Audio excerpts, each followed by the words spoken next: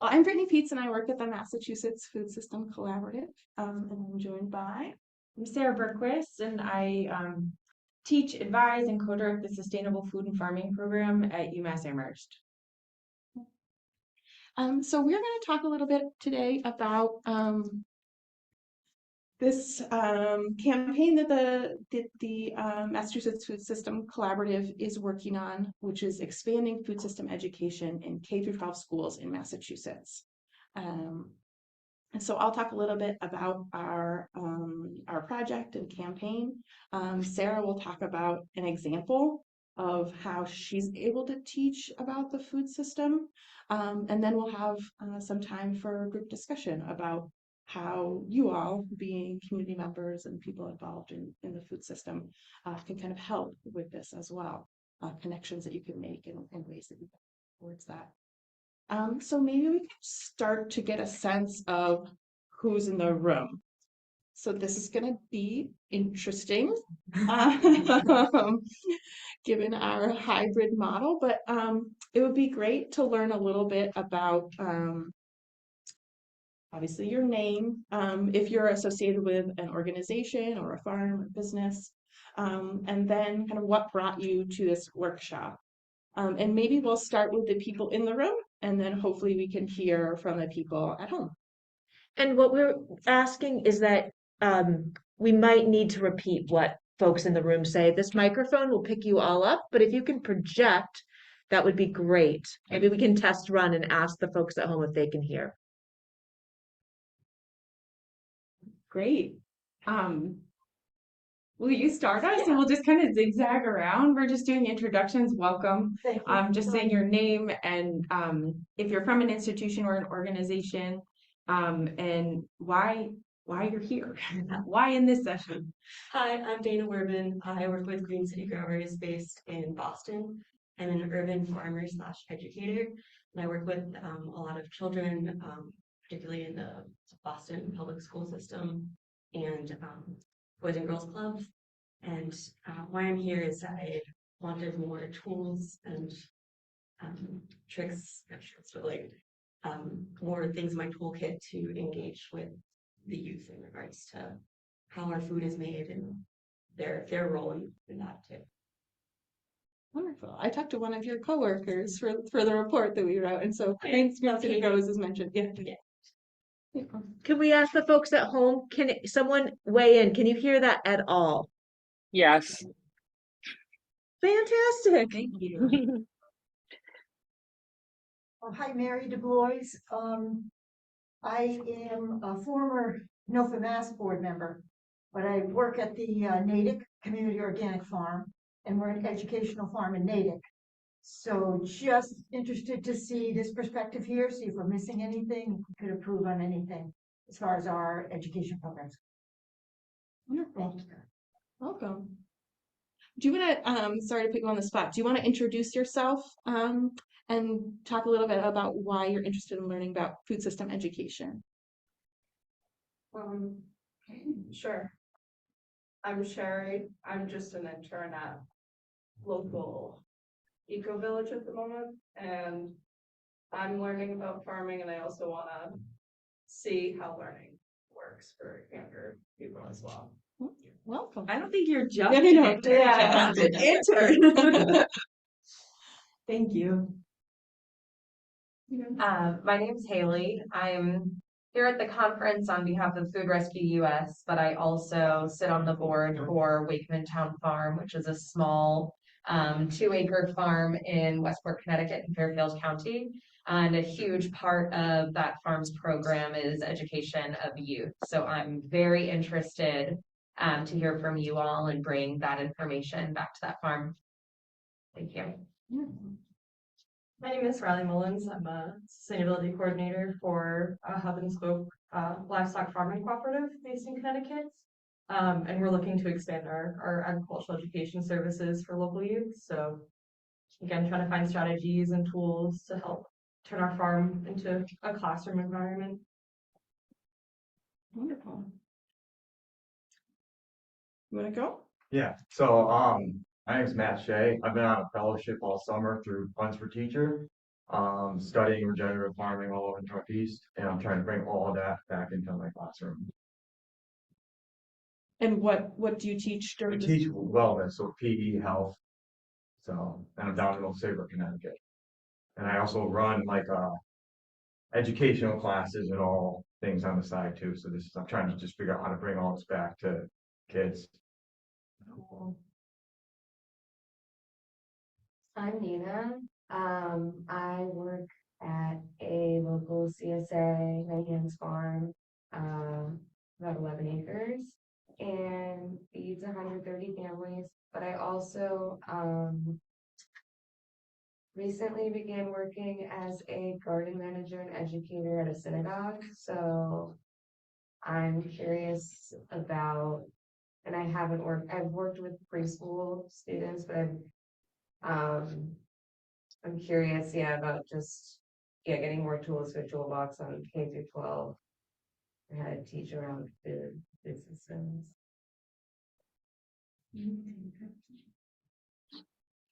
Hello, Hi. Anna Logie, an intern at Stockton University in Galloway, New Jersey.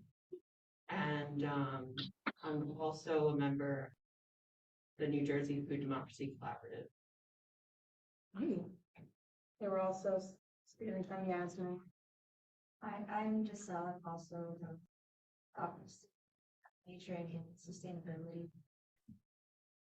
We're a biochemistry major. Not them.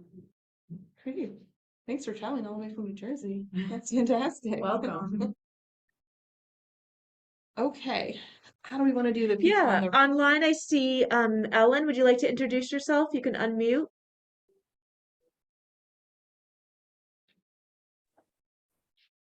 Can you hear me okay? Yes. Yeah. Great, wonderful. Good morning, everybody. Wish I could be there. At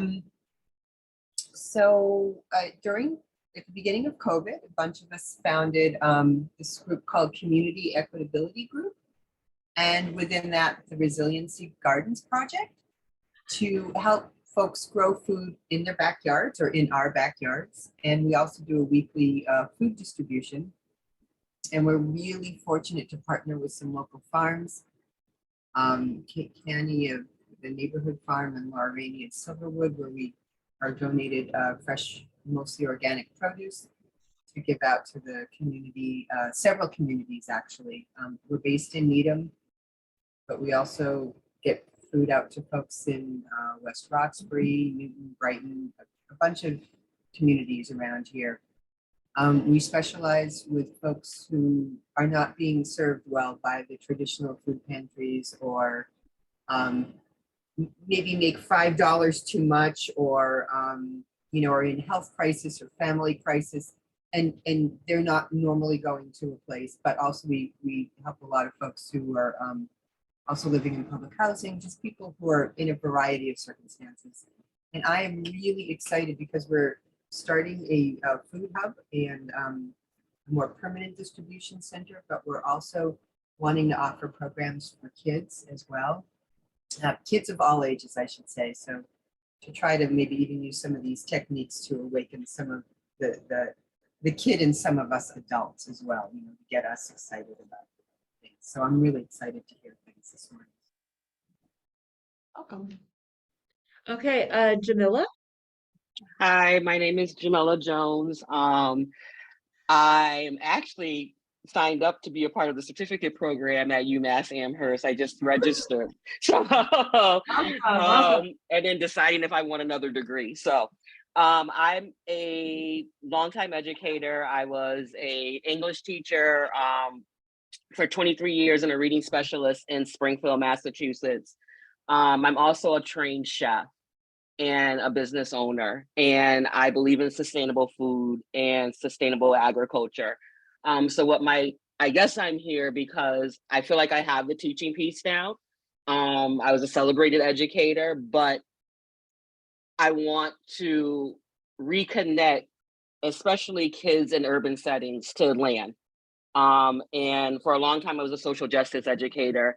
And I think that there's been a lot of underground work to disconnect people of color to land. And we started with land, and our history is based in land.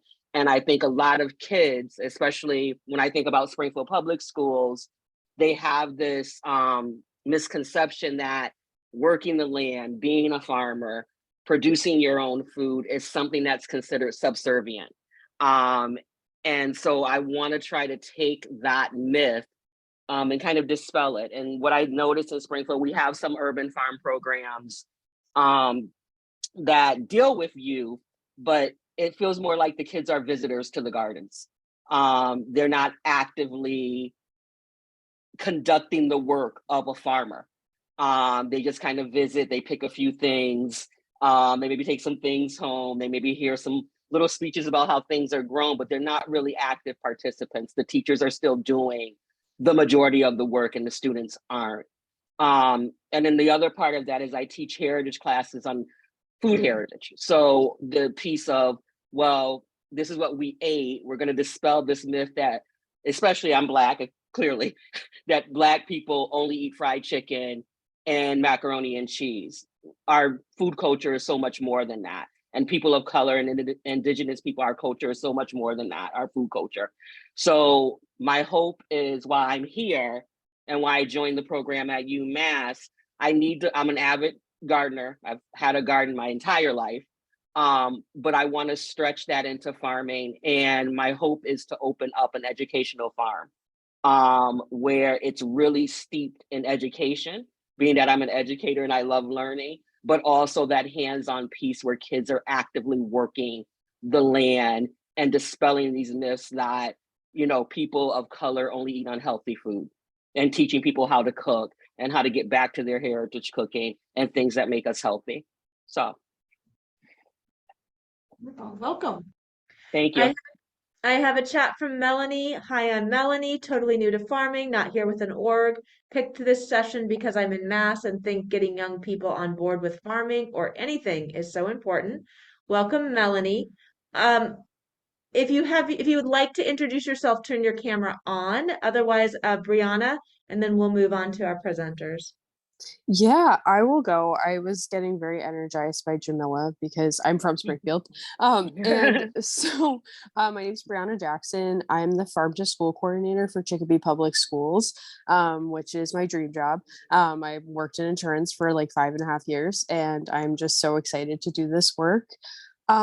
So Chicopee is a city in Western Massachusetts where, because at least 60% of the students qualify for free or reduced school lunch, then the whole city qualifies for free or reduced school lunch. And so my job is to, in addition to managing school gardens, and of which we have like 10 for all the gardens in the schools in the district, I am helping with local food procurement. So putting in orders for different vendors, and really interested to see, about networking with local organic farms and trying to get more of that food into the schools. I've been doing this it's only been about 2 months or so, and we're in the summer, so I haven't really got to interact with as many kids as I want, just kids at the summer meal sites. And they seem really interested in farming. We did 1 week, we were planting seeds and some tomato starts that I grabbed for my own garden. And the kids were just really into it, and getting to talk with like even some of the kids like grandparents. They give me status updates on their seeds every week and keep asking me what to do with them, like just put in the ground.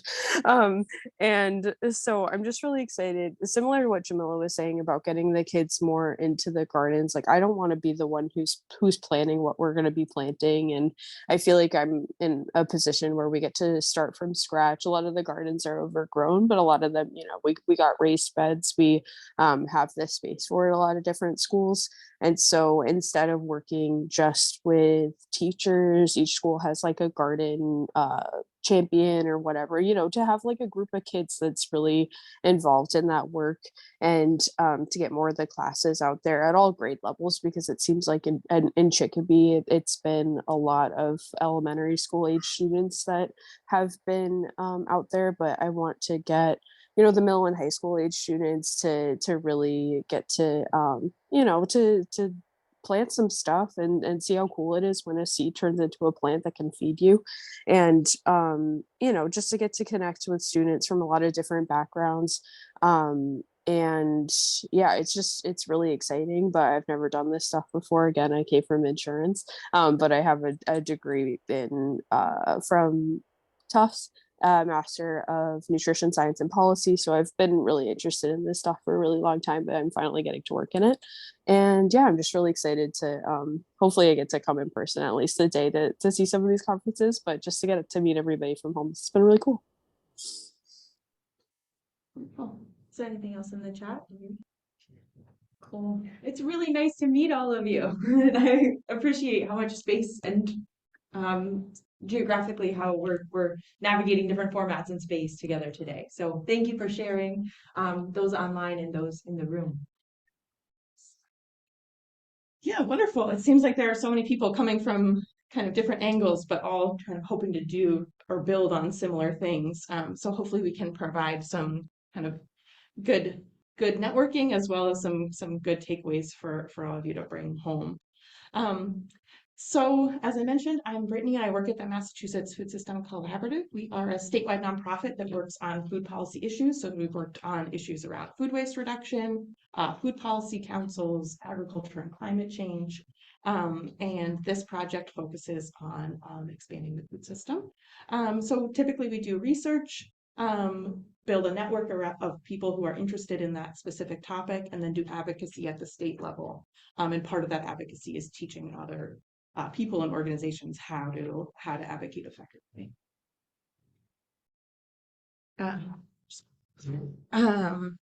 So the goal of this campaign, as I've probably said, is that students should learn about the food system in school. And so we say, when we talk about the food system, especially for people who aren't super familiar with that concept, for us, that means agriculture, nutrition, food justice, and culinary skills. So not like chef culinary skills, just enough so that you can cook yourself some healthy food. And so the way that we've kind of approached this is that we've talked to a lot of different educators based in schools, in cafeterias, school gardens, as well as nonprofit educators, so people that are working at organizations that are coming into schools and doing that education, whether it's nutrition or culinary or school gardens. And we heard that, students are learning about a ton of amazing things in a lot of different classes. So that's been great. So we tried to focus on a lot of those case studies in the report. We also gave an overview of a lot of the different players. And then I talked to people from other states, which was really interesting to see how they're teaching about agriculture and the food system in different places that often have a kind of different relationship with agriculture. And then finally included some recommendations for how the state can really invest in this education so it's easier to do. And then for all of you who are looking for kind of ideas and stuff, we did put an appendix together, which is also up on our website along with this report, which includes a list of lessons based on topic area, some professional development opportunities, as well as a couple grant opportunities. So what we learned in talking to people is that food can be integrated into many different subjects and provide really high quality academics. So it's building on what students are learning in their social studies class about immigration and food patterns, or indigenous food ways, and how that's kind of translated to today. So just in a lot of different contexts in their math class, trying to figure out how many bales of hay could fit in their barn. At an agriculturally focused school, of course. They're learning life skills. So I don't know if making pasta is an essential life skill, but Definitely. it's really cool. To see how some pretty simple ingredients come together and you can make a delicious meal. The skill and perseverance. Yeah, that's right. A lot of patience. Yeah. For sure. I mean, I think that brings up a really good point of people talking about kind of the social emotional learning that's happening as well with raising a plant. There's incredible amount of patience, and also, when you're raising animals or other things, just this kind of empathy as well as teamwork and planning. So good point. Yeah. And then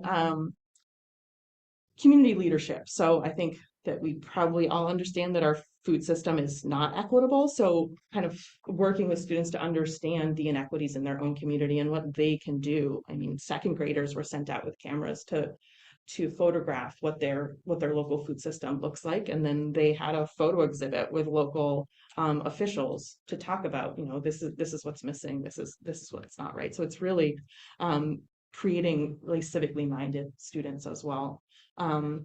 Inclusive teaching. So there's so many great examples. I think Green City Growers works with students in a special ed program in Boston to help build a lot of the school gardens, and have been really instrumental in making those come together and learning some great career skills as well. But this isn't without challenges. I think all of you probably recognize that there are some hurdles that even you all are facing in your own work. For teachers, often it's that the school day is limited, and there are a lot of things that they have to get to that are required and tested, and food often isn't one of those things. So how do we kind of square that circle, and make sure that it really is included, because it is critical. Complexities in coordination. Some of the best lessons are between departments, or in the school garden and in math class, or in the cafeteria and in their wellness class, and trying to get the time and space to coordinate that can often be difficult. A lot of people say that they don't know where to go for high quality lessons, or that they don't feel like they know enough about the food system to really teach about it in a way that they feel like they should. And then funding, always and forever, right? Funding for making the school garden, maintaining the school garden, for kitchen carts and food, so that you can actually do those hands-on cooking lessons, stuff like that. Inequitable access. I mean, even within a district, some elementary schools will teach this and some won't. So then you end up with a high school where some kids know how to hold a knife and other kids don't. So yeah, trying to make sure that all students in all schools have access to this. And then wellness policies. I don't know if any of you are on your wellness committees at your school, but they're required documents if you participate in the school meals program. So each district has to have one, and there is a nutrition ed component, but often it's pretty minimal and not that explicit, and there's often not that much follow-up into whether it's been implemented. So that's definitely room for improvement. So as I said, we kind of included a list of recommendations in our report, which we're going to try to build on and talk with legislators about. I think probably first, I think everybody in the room probably agrees on this, but making sure that teachers and administrators and legislators, people at the Department of Ed and Department of Ag, understand that food system education is really critical. And kind of to show that, adding the food literacy into the standards that teachers are expected to teach too. Increasing coordination between agencies and nonprofits. So many of you represent nonprofits from around the state, so there's obviously a ton of people doing great work, but often not as much coordination as there could be. I mentioned that some teachers find it difficult to find lessons, so having a central place where teachers could go for the lessons and all the kind of support that they would need to implement this is something that also we've been talking about how and where we could do that. Funding coordinator positions at the district and state level, so having a person that teachers could go to with, how do I teach this? Oh, you can't hear me? Yeah, it's getting softer and softer. I'm tiring myself out. Yeah, funding coordinator position. So this would be somebody at the district that you could go to that would help maybe coordinate school garden coordinators, or would help apply for grants that the schools would need to implement some of this stuff. And then finally, strengthening the wellness policy requirements that I just kind of mentioned. We published this report in April and have been talking about it at conferences such as this. Our next step is to continue to build the coalition of people who are working on this.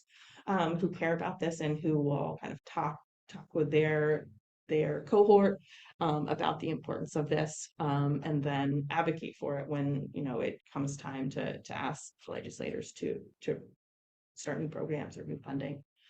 And so right now we're working on kind of crafting what that policy or budget ask would be. And so then we can build some momentum around that. So if you'd like to get involved, and hopefully you would, there's more information on our website. And then I've got a sign up sheet in front here. And so if you add your name and email, I can let you know when there are any updates about the campaign. You can also sign up on our website if that's easier. And they, as I mentioned, I do have that list of lessons and other resources online too. So that might be relevant for this group. Where can we find those resources? Yeah, so if you go to massfoodsystem.org and then you look under our projects and look for expanding food literacy, you'll see a couple different pages. You can read the full report if you're really feeling adventurous, or you can just kind of skim to the recommendations or the appendix with the lessons. Yeah, and I think I'm going to turn it over to Sarah. And there was a chat from Jamila saying, I'm currently writing a curriculum that incorporates agriculture, social justice, and all curricular areas, including culinary education. Oh, fantastic. Wonderful. So, Brittany, Sarah, I have a question. Will the slides be made, or like the links, will these be made available to us after the presentation? I should be able to answer that question, but I am Oh, not I'm sorry. entirely sure how to answer Okay. that question. You can contact any of the program staff through, through the links that you've been given to ask about how you can access that. But I Okay. imagine all of this is being recorded, and I would imagine all of that's available. Okay, thank you. You could also email either one of us, and Okay. we're happy to send it to you, and that goes. Okay. Sure. Thank you. I can put your email in the chat if you'd like me to. That'd be great. So thanks, Brittany. Brittany and I met through her reaching out to me and wanting to know more about what we were doing at UMass with respect to education.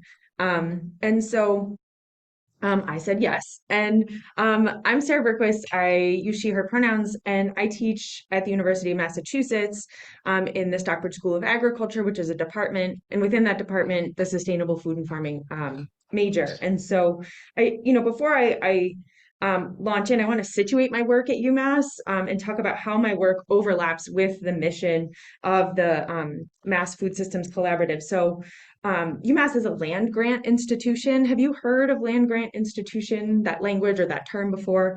And so it just feels important to say that means it resides on stolen land from the Nipmuc, Pocumtuck, and the Nonotuck, as we heard in the land acknowledgement. And as you hear in land acknowledgements, as you move through your day-to-day life, they are becoming more a part of our day-to-day life, which is important.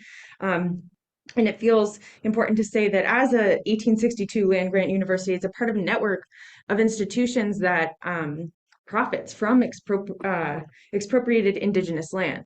And so I'm not going to give a presentation about this, but I do want to just plug the ongoing project. It's critical work that is looking beyond land acknowledgements and getting universities to be held accountable for how they are profiting, how they are using their endowments from stolen land. And so it's landgrabu.org, and I think it's just something worth knowing about. It's a resource that I find really fascinating, and it's something that a group of scholars and activists and indigenous folks are working together to look at not only the history but recommendations for moving forward. So yes.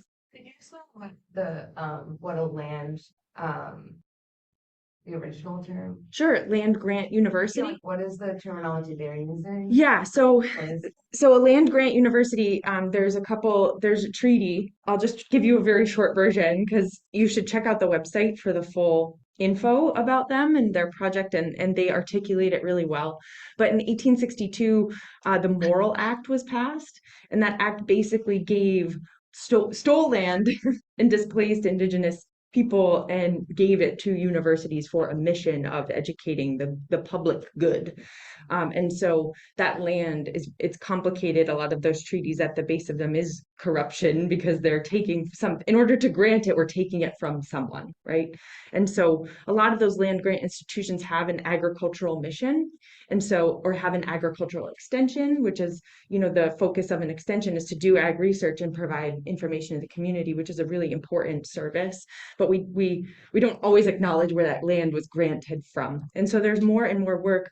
There was a publication they did, I think it was in April 2020, through High Country News, and they looked at how much money would that be worth today, that land, and how much would universities, if we were to consider reparations, which I know can be complicated, how much would universities owe to these tribes and to these members of the tribes that are still actively in the communities? And it was like over $150 million.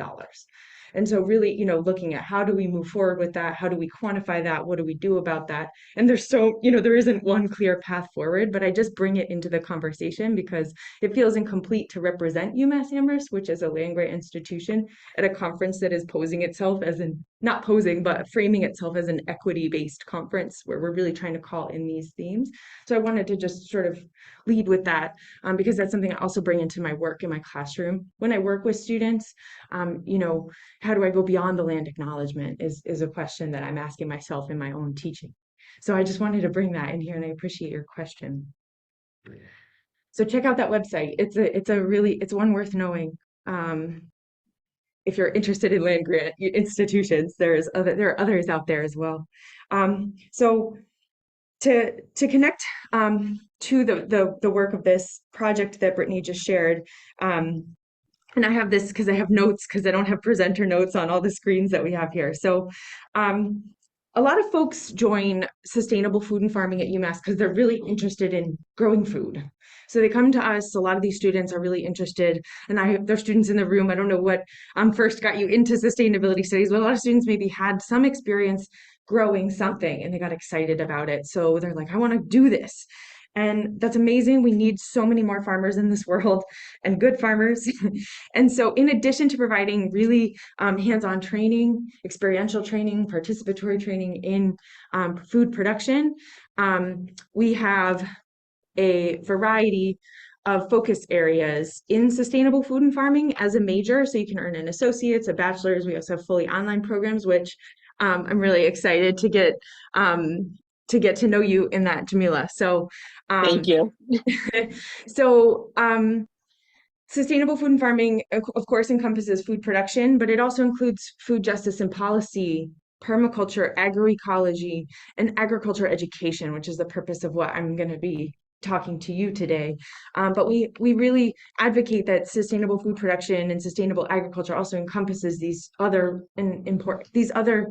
dimensions of food systems in addition to production. So I think Stockbridge has a history of being an ag science program, and I just wanted to show you that our courses and the work that we do in our program really tries to train folks in a breadth of focus areas within the food system as well. And so with respect to ag education, that's what I'm going to be talking about. We have a lot of different programming that we've been trying to grow. Slow institutional change can be slow. And it could be like 2 steps forward, 1 back, or this thing's so cool, how could we possibly not fund it? And then you don't get funded, So I've been kind of in that for several years since I began essentially my role as faculty there 7 years ago. So this is a student of mine leading a garden-based lesson. She did an internship, which I'll talk more about. And so she is a university student working with Amherst Public Schools, doing a lesson at a community farm. So there's a lot of partners at play here. I'll dissect that and talk about that a little bit. But I just really like this picture because you got those kids so excited about carrots. And I don't know why that is a little bit cut off at the top, sorry. So what I'm trying to do, I teach a course series called Agricultural Leadership and Community Education. I offer the course both on campus and online, which is crazy. How do we teach farming online? That's a conversation for another day.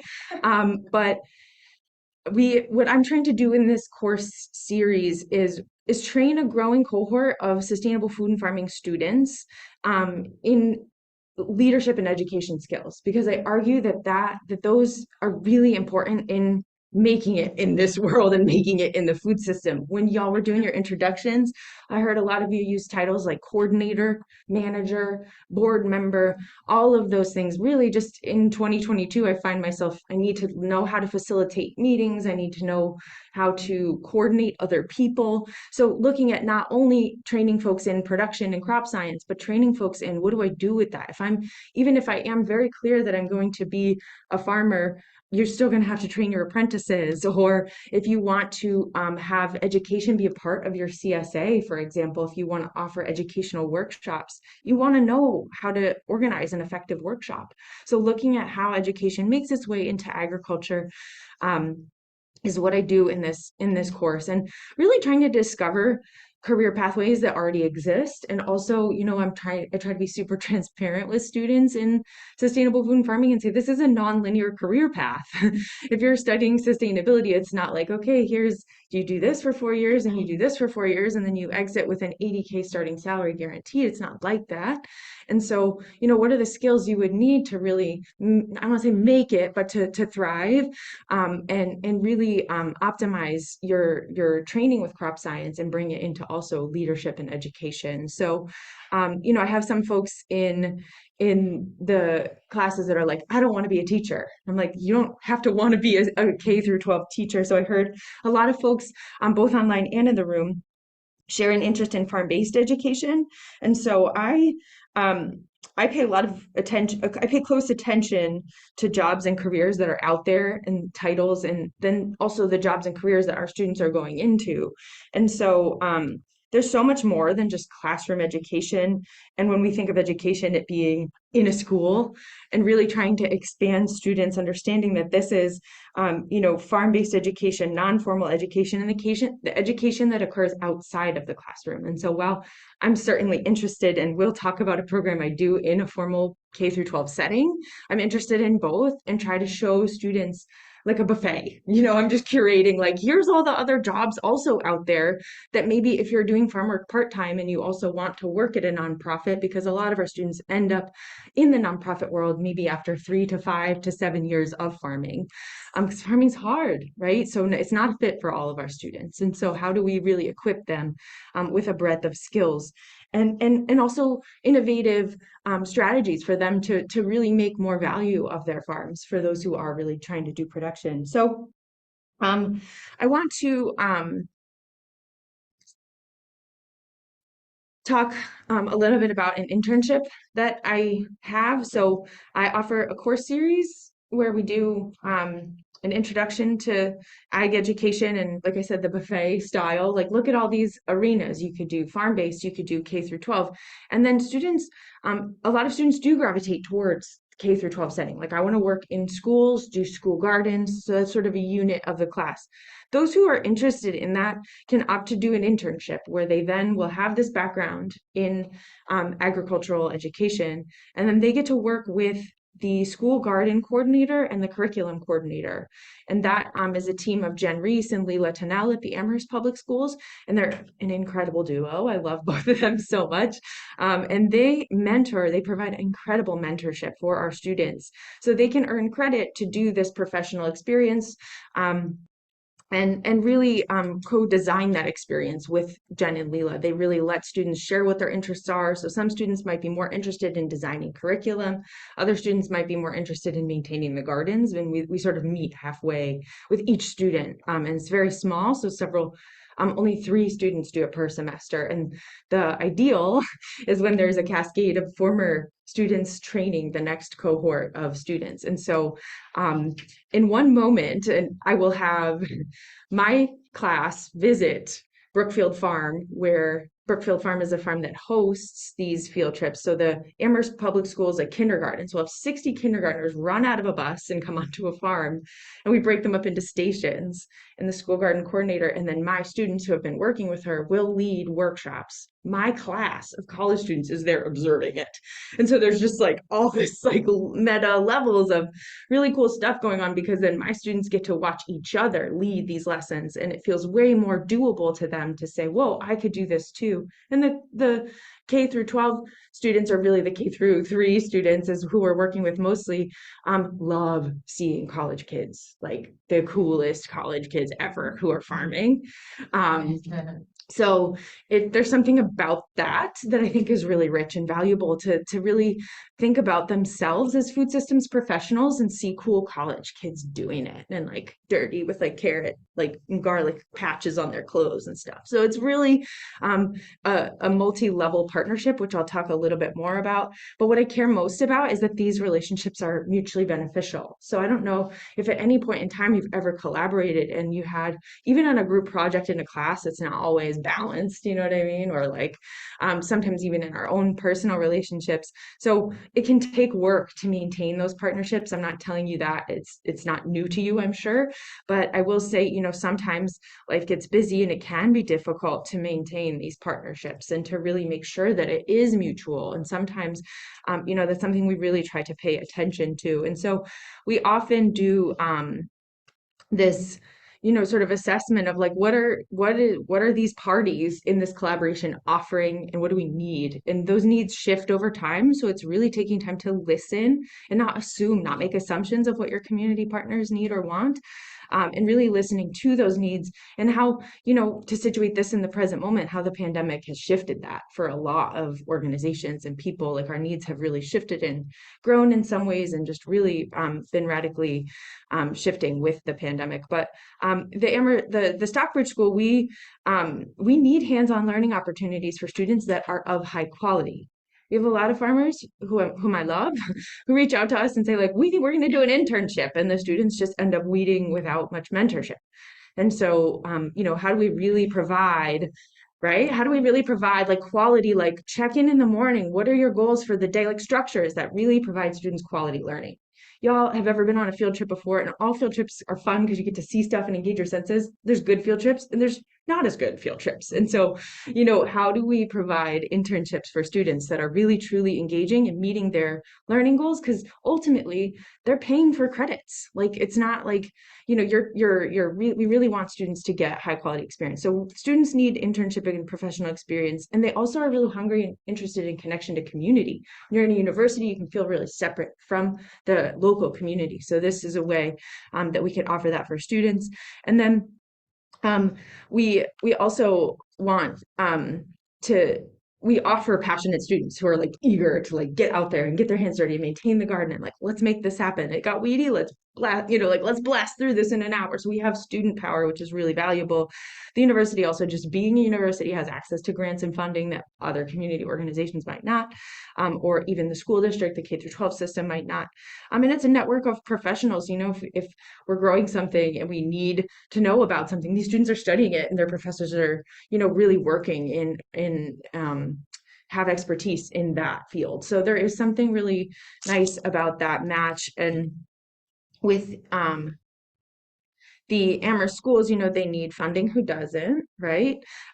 Personnel, they need labor. And when a teacher, especially, you know, folks who are teaching or who have taught in the room, you bring a group of students outside and it's so fun, and it also can be difficult. You can lose their attention. You could have like, today we're going to be doing this lesson, and then like a kid finds a dead spider or a dead mouse and the whole thing, it's like, bye, you know? So how much do you want to roll with that, and getting students the experience to experience that? Like you're really supporting teachers by saying, okay, we have this classroom of 28 people. We need like 5 teachers out here if we could have it all our way. You know, we have small groups so that we can really get work done, meaningful work done in the garden that needs to get done, and give students the training. So we need labor, and the students, that the school gardens can offer that context and that mentorship.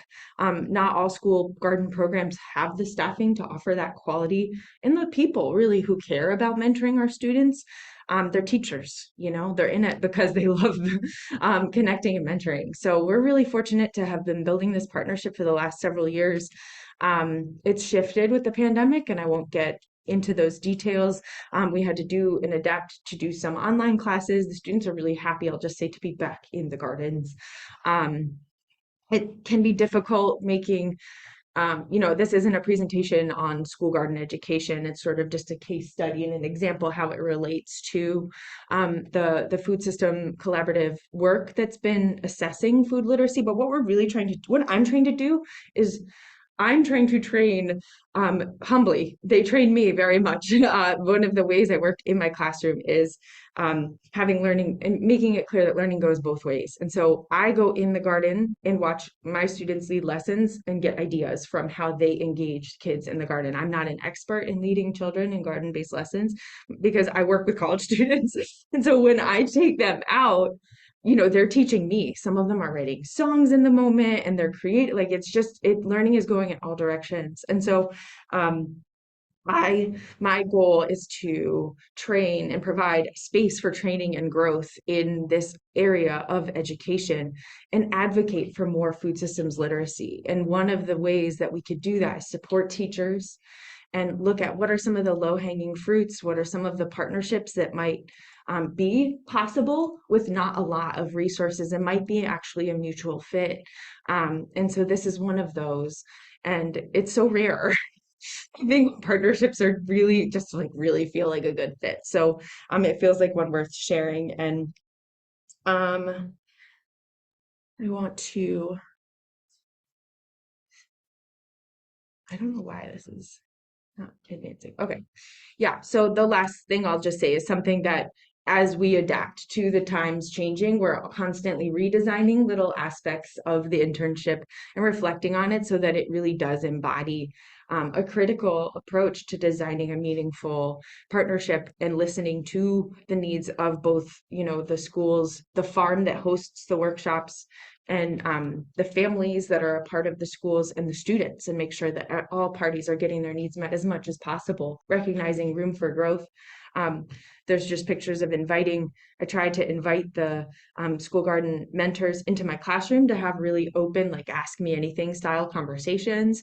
And then also, doing planning and sitting with the team of interns and really hearing, we have them over for dinner and just talk with them about what's working, what's not working. So there's a real community that is formed there. And so activity, is that?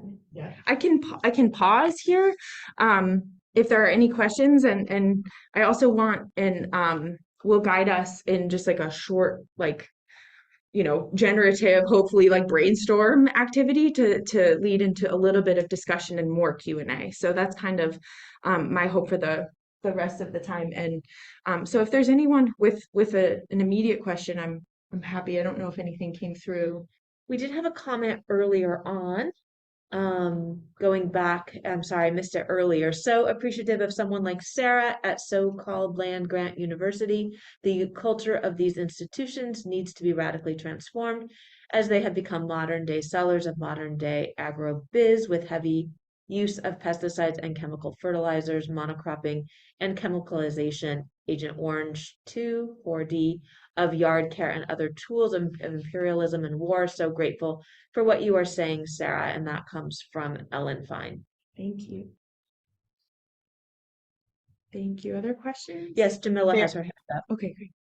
Hi, Sarah. So one of the things, and I was just noticing the presentation, and I think I'd be remiss if I didn't pose this question or this thought, being the theme of the conference.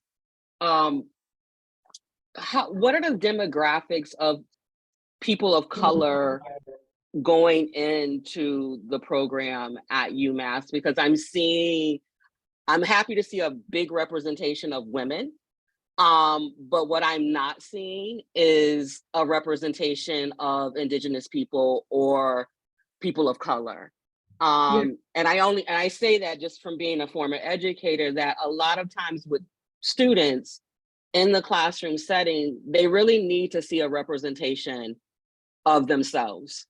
And it's one of the reasons that a lot of teachers are predominantly Caucasian, because we don't have a lot of teachers of color, even in urban systems. It's almost that archetype of a Caucasian person coming in to save the urban systems.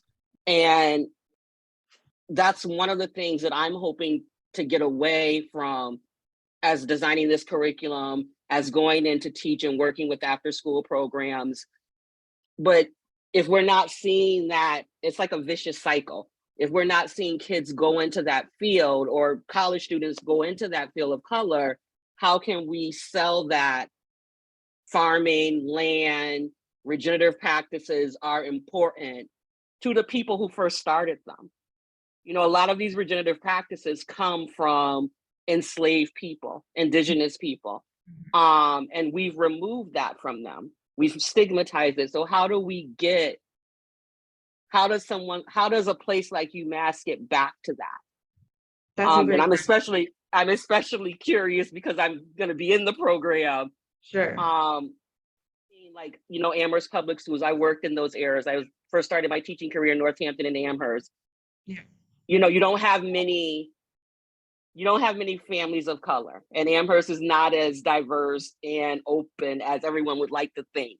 So how do we get these programs into urban systems and make the kids stewards of the land instead of recipients of all this help that's supposedly coming in?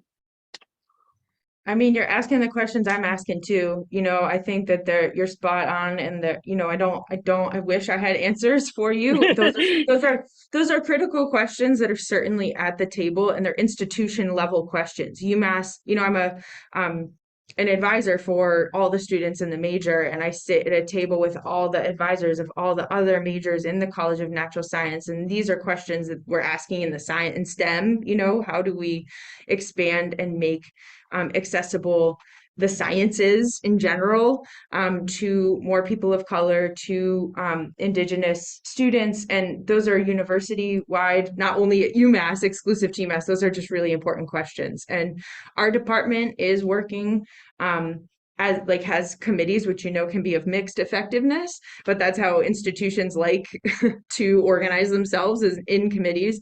And, you know, seeking grants to provide scholarships and more pathways for students, low income students. Our program, just speaking to the demographics, we have a very white program, and I'm very honest about that. And we do have students of color, and we have a lot of LGBTQIA students in our major. We have a diverse group of ages, especially online, because, you know, I'm speaking to the fact that our online program hosts people from all over the US and beyond. And so it's a little bit, we have these situations where some of these classes have mixes of people across all age groups from all over the US, meeting with 18 to 22-year-old more traditional age students. So there is really rich cross conversation. But with respect to your questions about community organizing and bringing in more people of color, and the importance of students to see themselves represented in leadership, those are questions that we're asking in all levels, both departmental, college, and university wide, and then, you know, beyond. So I appreciate you raising those questions, and those are, you know, through grants and providing access to more scholarships and more access to pathways to education is one way that UMass is trying to do more of that. But we have yet to see, you know, the kind of change I would like to see. And I think that other people can resonate with trying to, you know, move up a mountain when you're working in a corporate institution, essentially. So Thank you, Sarah. yeah, I appreciate the questions a lot. Other questions before we? Yeah. We may hit this in the activity, I'm not so Sure. but about your college education, and then there were a lot of pictures of like elementary school education. Yeah. And I know my experience, we're really trying to focus on how to engage these middle school, high school students. Yeah. And I'm curious if you have any experience in that specifically, Yeah. or from the different stakeholders that you've interviewed, have any tips and tricks? I'm sure it would be on the appendix, but if you could speak to that, I'd love to hear it. Yeah, I'll just say briefly that yes. Can I just make sure that everyone heard? If not, we can have you repeat the question.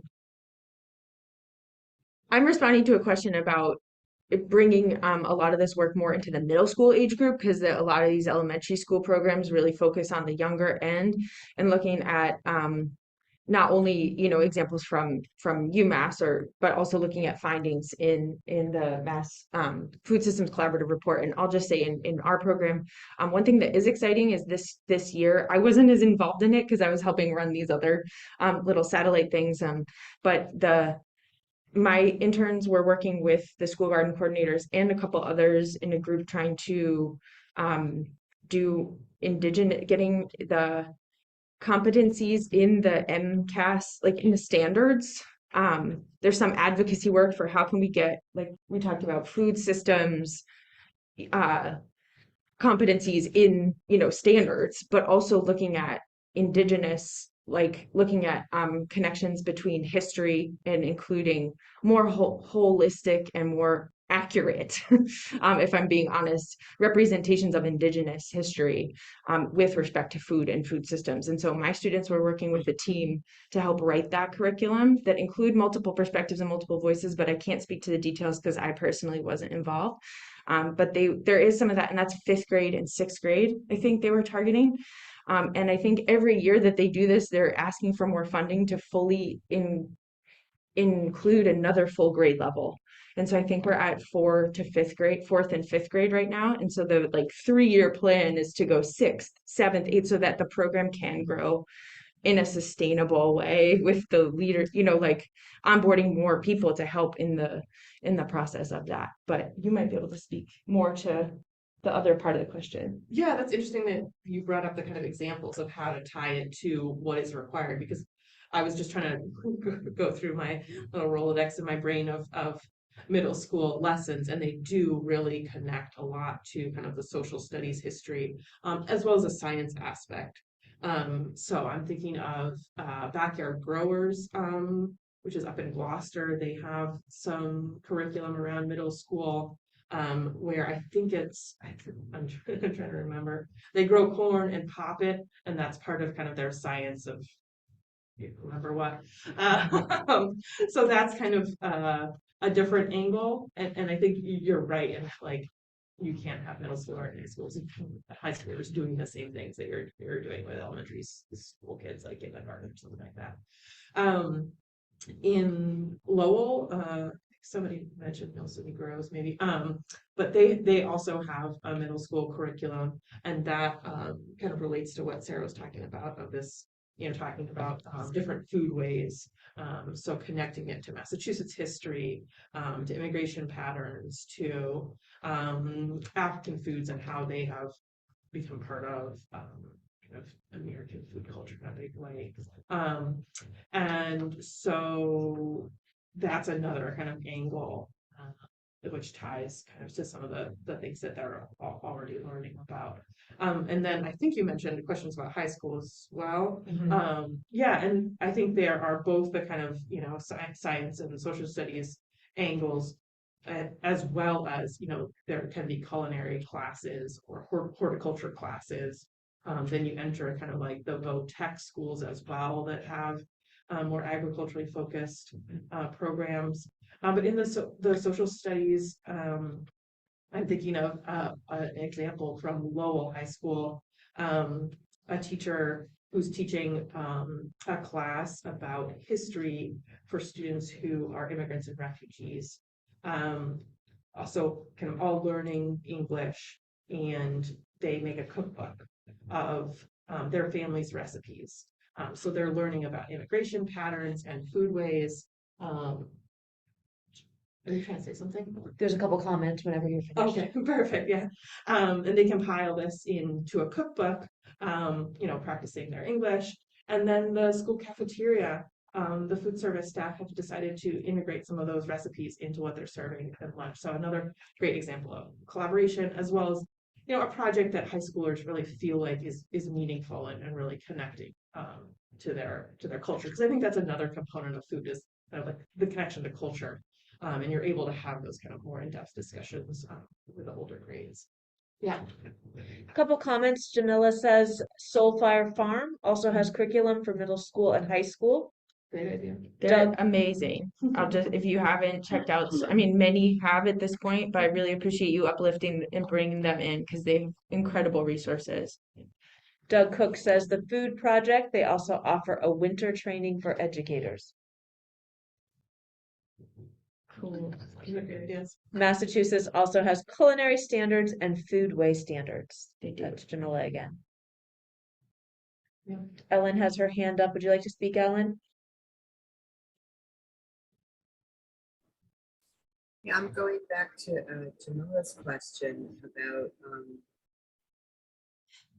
I guess I'm just thinking of, maybe the Stockbridge School and some of the programs out there, how many professors of color are in the faculty, and if there are not many, like, what is the answer? Like, why is this so? Because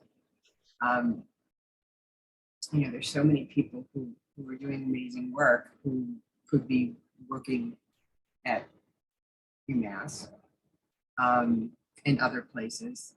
And so, like, is this a concerted effort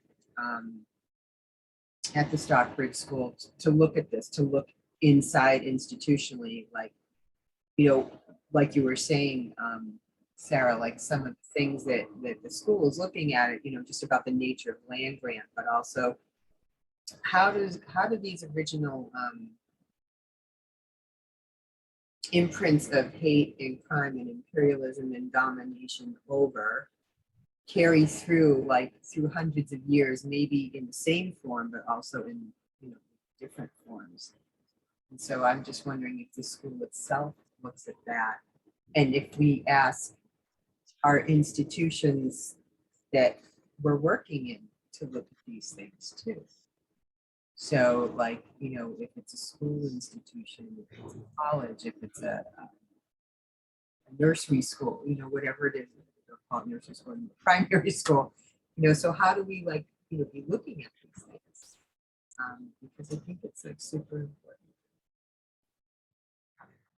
Yeah, I mean, I could just respond by saying a similar to the previous question. Like, we do have faculty of color in Stockbridge, and it's not enough. And I think I could say that about the whole university, and other universities. And the work is underway, but I will say it is difficult at an institutional level, and those things are happening, but they're happening at a pace that is painfully slow.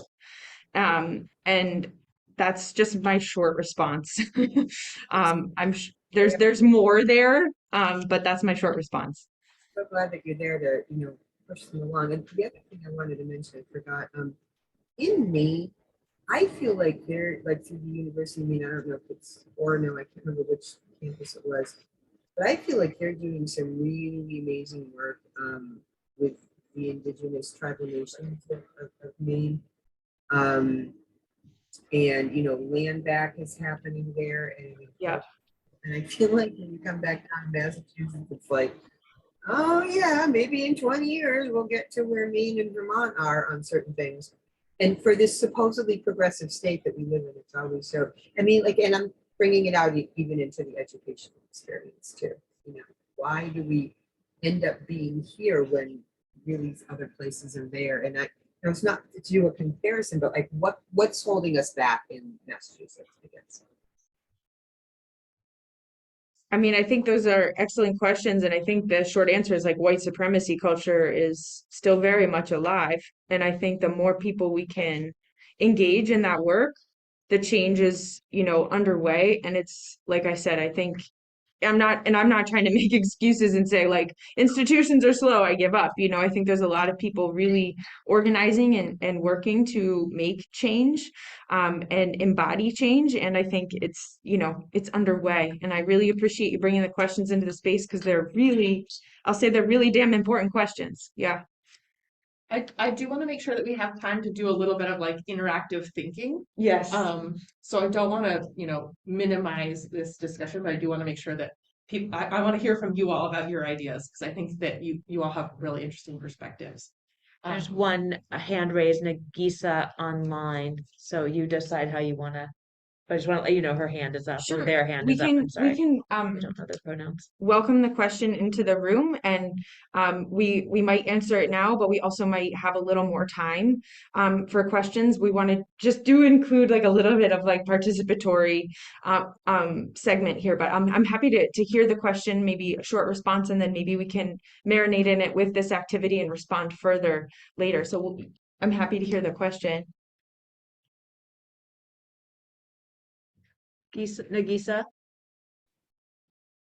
you need to unmute if you'd like to speak. I see a hand up for you. Maybe they took it back. Okay, just type in the text, Nagisa, Yeah, if we you'd can like. put it in the chat, and also we can cycle back to it in a few minutes. But I appreciate you keeping track. I think in my classes we could like go on and on. And there's some real important thinking that or there's an important quality of us being in a room together.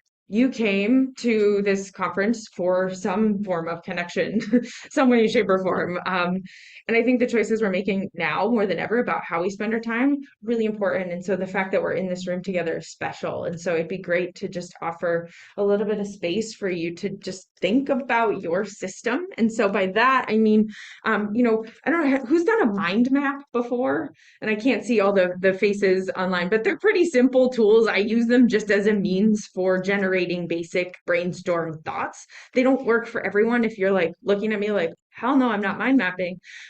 You can just write, and that's totally fine too. I do encourage and push you to try the mind map, even just try it on for size.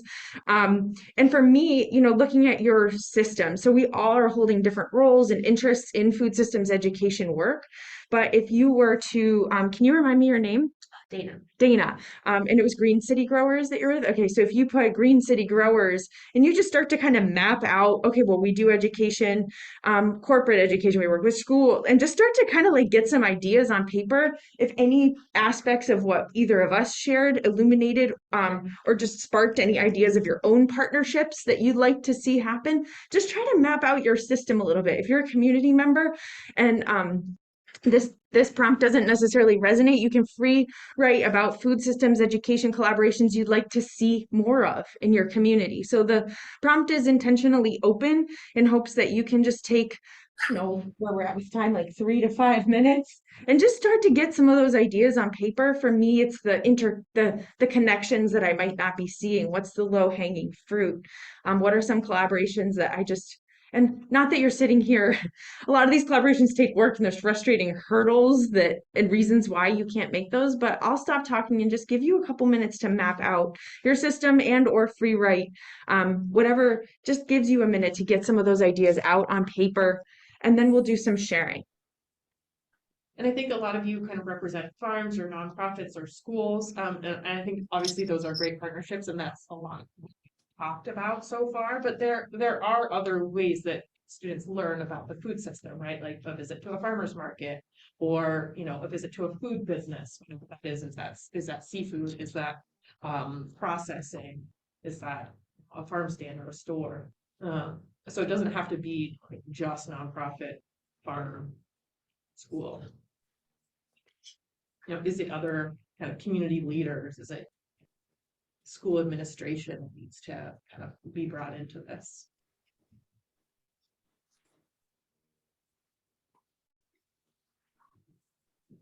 In my classes, I usually play a little music when we do this, but I don't have that queued up right now.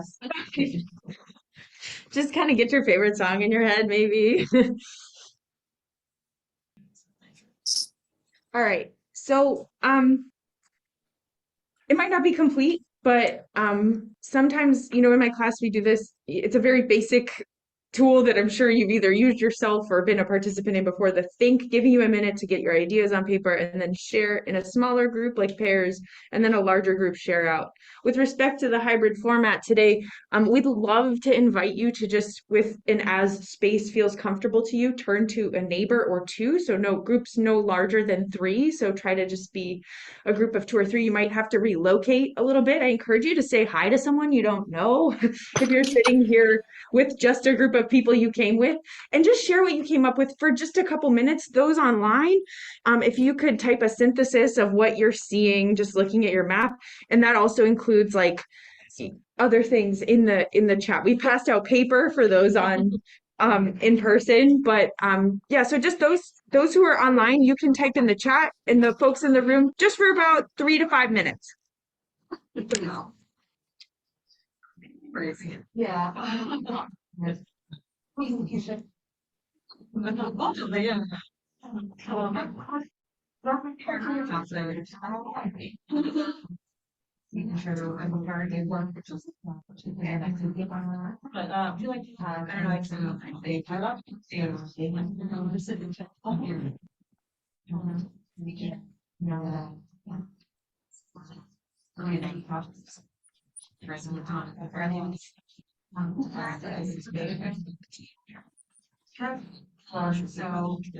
So like it's how it's casual we don't try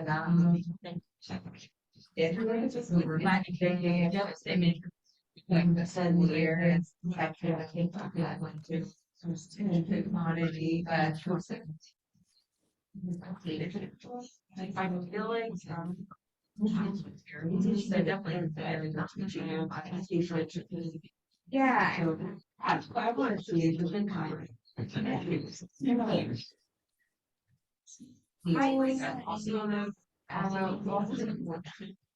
yeah, I haven't done really after that. I'm not playing for my college. And they first also not around that experience. Yeah, like it's fun. It's just go on like figure out I have a lot of yeah, it's for it's one of also so kind of arts basically wildlife mason or fire and all the resources necessary to rise to its own animal, the shelter, also to run the whole energy like as well as more we were very new. I don't know how to trail and I don't know what how and but yeah, like a agricultural education. It's just first being lost in the arms of the lost in parent. And then also want like kind of big dirt like passions to big connections like in this yeah, so very caution to be and pioneer. And okay, just try to switch if like maybe one person like just try to get there. Yeah, like yeah. So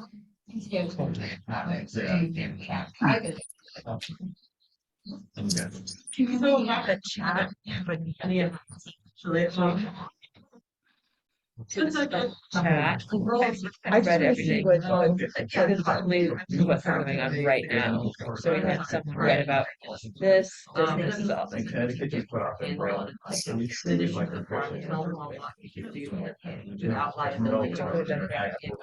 Okay, but it just was So, I'm gonna I'm thinking how I can. Yeah. Experiential learning.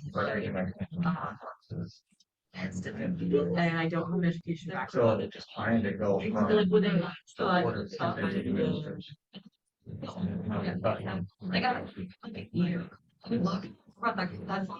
maybe I can have Food system. Like, so it's all stuff. All weird. but I So, yeah, yeah, it's all self, right?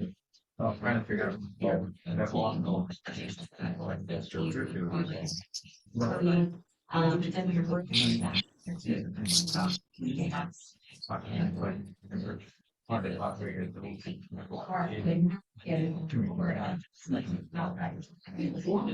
Well, I think this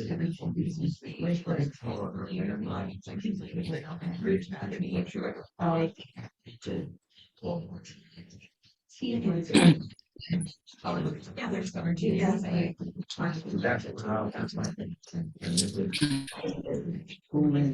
how. Yeah. Like. on how you yeah. What is like maybe with the Oh, yeah.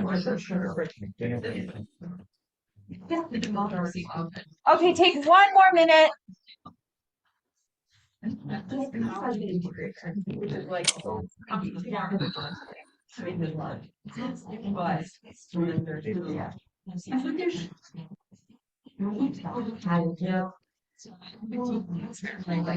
Okay, here's more. Next one here from Brianna. I think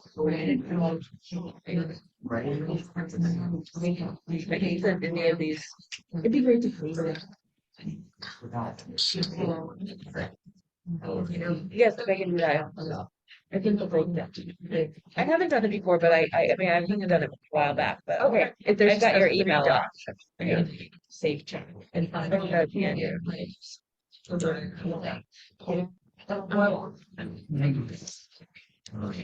that's why.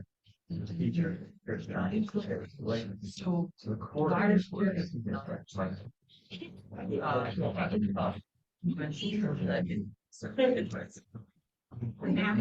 So, and in the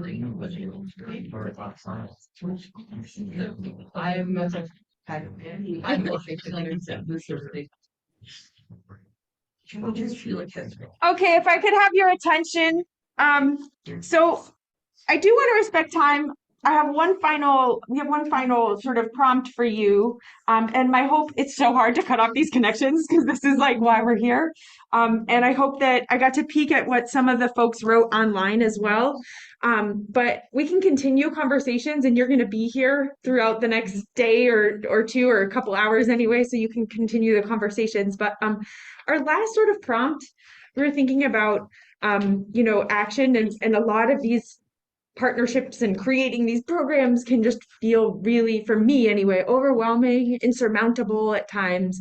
And so we were going to ask you to just take your conversation and or any kind of free write or map that you drew and see if there's a tangible action item that you're willing and able to maybe commit to, not maybe, you're willing and able to commit to. Commitment can be hard. For yourself. And this might just be self-education. It might be a reach out to an organization or a person that you've been like meaning to do for like 3 months or years, and maybe you do it. Just what is that one thing, that one tangible thing, even if it's just looking at a website, you decide what is the commitment you're willing to make, just with respect to generating more food literate and food systems engaged people in your community or your life. So what is that one tangible action? So just take, I don't know, 30 seconds to a minute on your own and just see, is there something that resonates for you? It's going to be different for everyone. And if it's signing up for the collaboratives campaign, that's fine. Or, continuing to look at, with respect to the themes of the conference, any kind of ongoing work we can do with educating ourselves with respect to equity, with respect to diversifying and improving access, and really looking critically at our own organizations. Those action items are welcome as well. Should we be from Massachusetts if we want to sign up for that? You're welcome to sign up from any state. Yeah, I think the advocacy will be mostly focused on within the state, but I think the resources and some of the information sharing that we're hoping to do will hopefully be relevant to other people. Good question. Brittany, can we sign up online?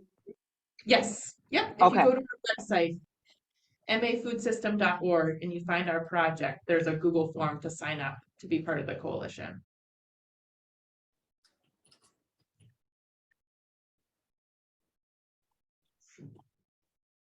Thank you. And I know the folks at home didn't necessarily get to connect one-on-one, but hopefully you got to read through some of the comments. I got to peek at the chat a little bit. Maybe we could have the folks in the room just say hi to the folks. Oh yes, yes. I don't know if I'm getting this. I love this. Can't You are, see. you are. Okay. You are. You could all just wave.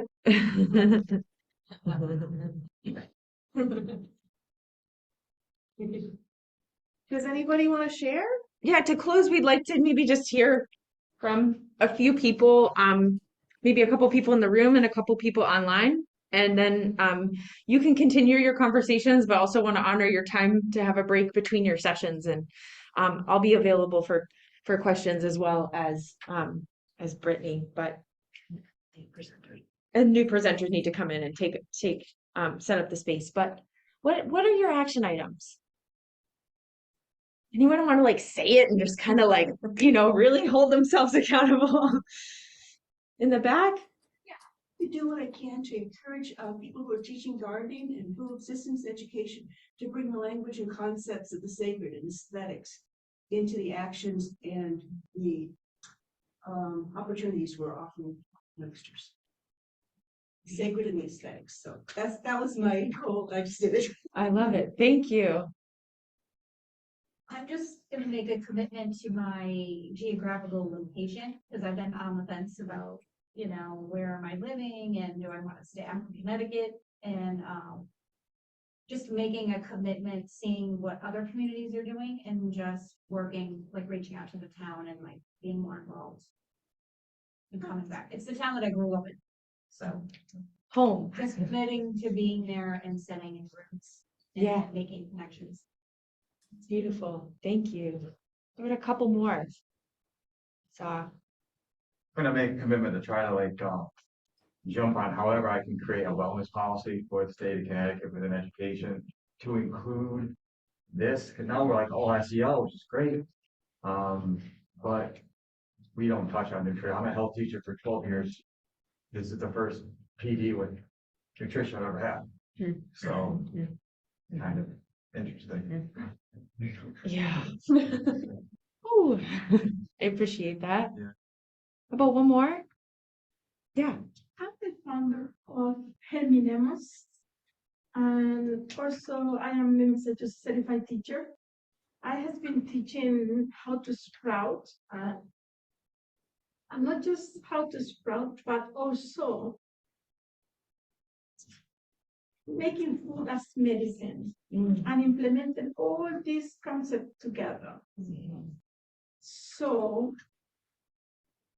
but I would like to say that I will compromise to keep doing my work. I have been doing this since 1980. I love it. And I will keep doing. This is a confirmation what you are saying. It is a confirmation that what I have been doing is right. And I will do anything I can do to help others to be successful in this area.